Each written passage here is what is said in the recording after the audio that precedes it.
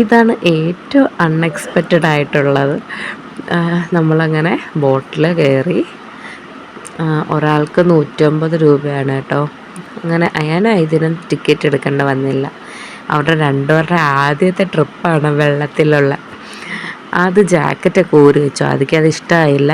അങ്ങനെ ഒരുപാട് നേരം നമ്മൾ യാത്രയൊക്കെ ചെയ്തു കേട്ടോ. ഒരുപാട് ഇഷ്ടമായി. അങ്ങനെ കുറേ നേരത്തെ യാത്രയ്ക്കൊടുവിൽ നമ്മുടെ ഡെസ്റ്റിനേഷൻ എത്തി കേട്ടോ.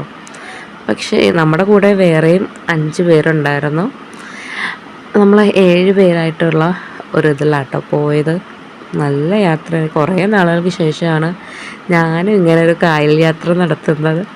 അതിൻ്റേതായിട്ടുള്ള എക്സൈറ്റ്മെൻറ്റ്സും സന്തോഷവും എല്ലാം ഒരുമിച്ചുണ്ടായിരുന്നു.